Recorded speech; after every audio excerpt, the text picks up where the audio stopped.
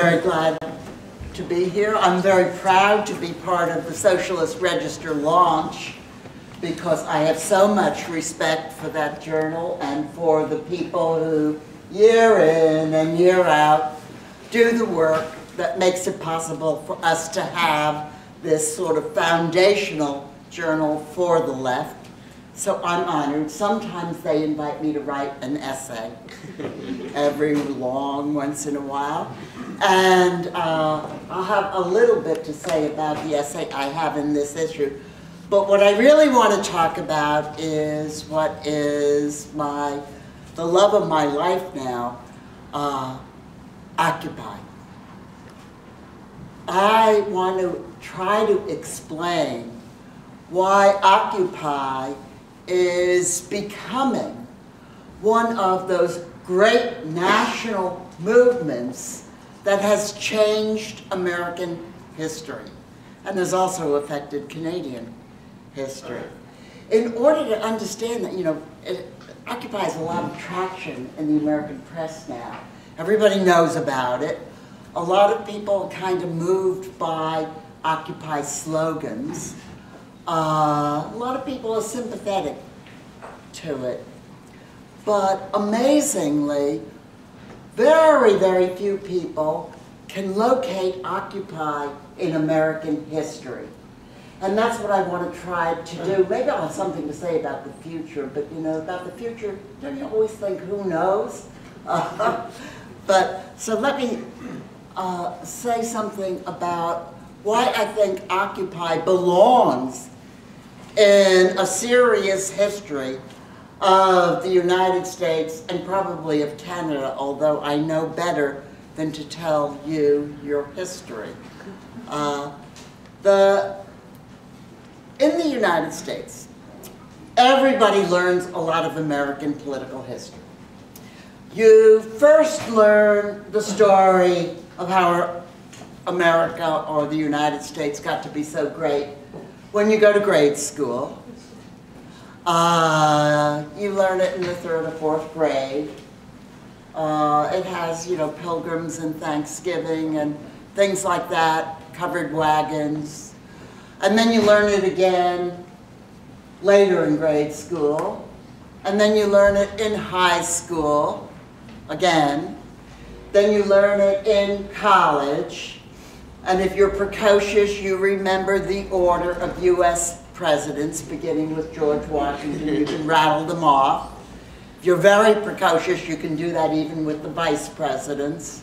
And then you go to graduate school, and you learn the same thing, but now it has a different name. In the United States, we call this very sophisticated study of American political history American political development. And now it isn't just a study of great men, and they are all men. Betsy Ross just made the flag. You rather learn the story of the institutions within which these men gained authority and power, and how these institutions gradually changed so that as a nation we got to be better and better, but gradually. It was incremental. It was an evolutionary process of the workings of institutional processes like elections. There were even some interest groups. And then there are always the reformers who tirelessly work at trying to resolve the chronic problems of our society and your society. And all of this follows tracks that are laid out by our institutional arrangements. This way of thinking about historical development is sometimes called path dependence. And it is the dominant way of thinking about political history in the United States. And, much of the time it's sort of right, it kind of fits. There are errors that are brought into being by electoral processes and economic change, and they're gradual, they're evolutionary, and so forth. But you know, there's another history of the United States, and it's much more erratic and much less easily described or explained by American institutions, and it's much more important, and it gets much less attention. And that's the history of protest movements and the way protest movements impact on the existing constellation of institutions and interest groups and voter coalitions and alignments. And that history is the history which Occupy people desperately need, because they don't have it. Because they didn't learn it in the 3rd grade, and they didn't learn it in the 7th grade when they learned about the presidents all over again. And they didn't learn about it in graduate school. It's the history that we ignore. It's a history that tells the story of the American Revolution and the War of Independence, not as a war fought by the merchant and land-owning elites. Actually, they didn't fight the war. You know, rich men don't go to war. But it's a history, rather, of the Revolutionary War as compounded not only of elite influence in gaining political independence from the British Crown and the British merchant class, but it's a history also of the popular uprisings which generated enormous popular energy and devotion to the revolution, not because of the merchant war with England, but because of the ideas of radical democracy, which were sweeping the country at the time.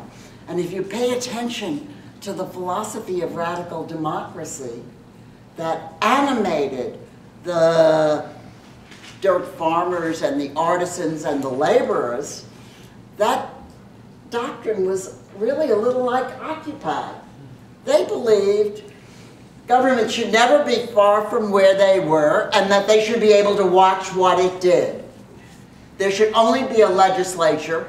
It should be unicameral, one house, no house based on property.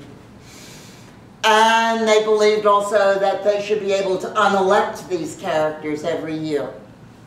Now, that isn't quite the same as Occupy's sort of fetishism with direct democracy, but it has the suspiciousness of what can happen in the course of attenuated and qualified processes of representation was, I think, indeed similar to Occupy, but that's not my point. My point is that this country, the United States, the dominant power in the world, imperial power in the world, was, and also by reputation, a kind of untutored reputation, the first democracy in the world. This country was in part created by protest movements. And after the protest movements of the Revolutionary era subsided, another great protest movement unfolded. It was composed of black people and white people. It was the abolitionist movement. And it became evident around the 1830s. It was a movement that had strength in the Protestant churches, particularly of the North, but also the Protestant churches of the South, and a movement that seemed to flourish on oratory and printing presses, which were frequently smashed and burned. But it was also a movement which created and staffed the Underground Railroad, which bled slaves out of the South, a very important form of property in the South. Very alarming to the Southern slaveocracy, sufficiently alarming so that as this movement grew and as it caused divisions in the major Protestant denominations, and as it caused divisions in the intersectional parties, political parties, a new party emerged as a result of those divisions called the Republican Party, It was different then. And it nominated Abraham Lincoln as its presidential candidate. You know, when Lincoln won, the South began to secede from the Union. It was so alarming to the South and infuriating to the South. Well, everybody knows the story of what happened then. The Union was divided. It was riven by civil war, the bloodiest war in American history. And in the aftermath of that war, we actually passed, actually before the war was over, we began, the 3 constitutional amendments, which were known as the New Birth of Freedom, which gave African Americans legal personhood, procedural rights, and the right to vote. Which, it's true that those rights languished as the South rose again, but they were nevertheless very meaningful to the freed men after the Civil War, and in any case, the Great Black Freedom Movement of the 1960s re-won those rights. And then there was the populist movement of dirt farmers who were protesting against the aggressiveness of the railroads and the lien merchants and the banks. And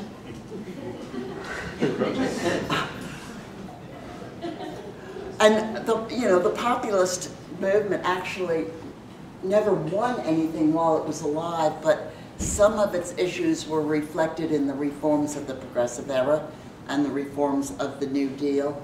And then the labor movement, which was really a long time in building. It suffered bitter, brutal defeats in the 19th century and early 20th century.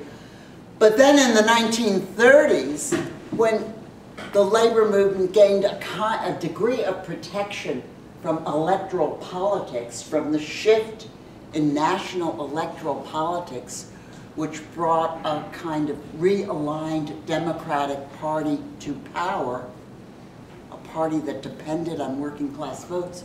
In that context, the labor movement of the 1930s arose to become the most militant and forceful movement, I think, of American history, particularly with its tactic of the sit-down strike. The sit-down strike meant that they took over the rubber plants, they took over the automobile plants, eventually they interfered with steel production, eventually the 5 and dimes were taken over by sitting down saleswomen who had learned the magic of the sit-down strike. It's such a good tactic, of course, because you're on the boss's property and you control it, and he can't hire replacement workers.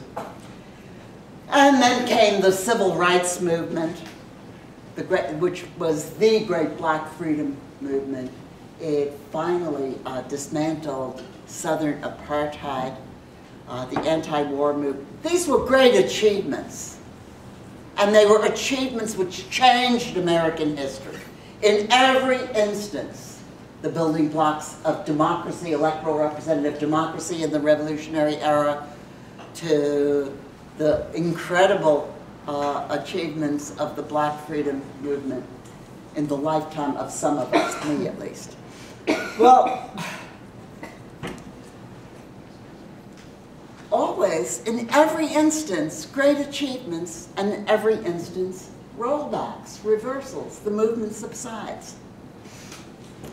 And almost as soon as the Black Freedom Movement and its sister movement, the anti-war movement, student movement, subsided in the early 1970s, the corporate mobilization that has dominated American politics for 40 years began to be evident in the creation of new peak organizations, moving all their PR offices to Washington, hiring thousands and thousands of lobbyists, the construction of a very sophisticated propaganda machine. And with these developments, the movements were gone. business was in the saddle. It funded the Republican Party and to a substantial extent the Democratic Party. We had normal politics again. It was business politics. This time business chose to dominate American politics by riding a very unruly tiger. It also became the agent that spurred the growth of right-wing populism. You know, that crazy politics we have had recurrently in the United States for the last 40 years, this strange blend of Protestant fundamentalism, racism, and sheer madness. Well,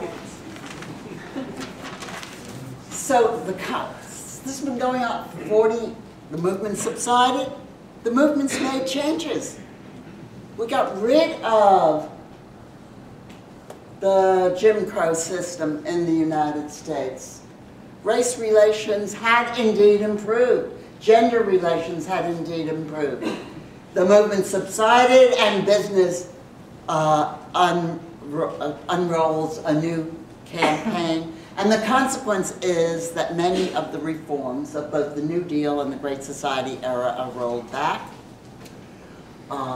In the article I have in this issue of the Socialist Register, I write about the changes in our welfare or poor relief policies in the United States, which I liken to the passage of the New Poor Law in England in 1834, accepting this New Poor Law in the United States is targeted especially at poor women and minority women. Well, so in this 40-year period of business domination, yes, the social policies for the poor have become cruel. We've experienced unbelievable popular political polarization. Unions are on the ropes as a result of business aggression in the workplace and legally in the state. Our infrastructure, not only in social policy, but even our community and business infrastructure is eroding. You know, a business class on the roll is not a class that in the contemporary period does good planning. I think greed does not motivate good planning. It motivates short-sightedness and individualism. So a lot of us were watching this and we were wondering and waiting. Was another great movement going to emerge to put a halt to this recklessness, to this rollback? It seemed that the conditions were right. Not only were most people worse off, but a lot of expectations that are very deeply rooted in American culture were shattered. I mean, think, for example, of the role of your home in American life. The home, you make the mortgage payments for 45 years, it's your little nest egg, it's for the children. People losing their homes because of mortgage fraud.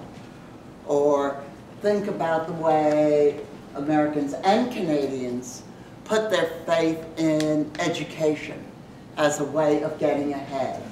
Now, young people were going to college and coming out of college with huge debts and no job prospects. Another disappointment, another broken promise.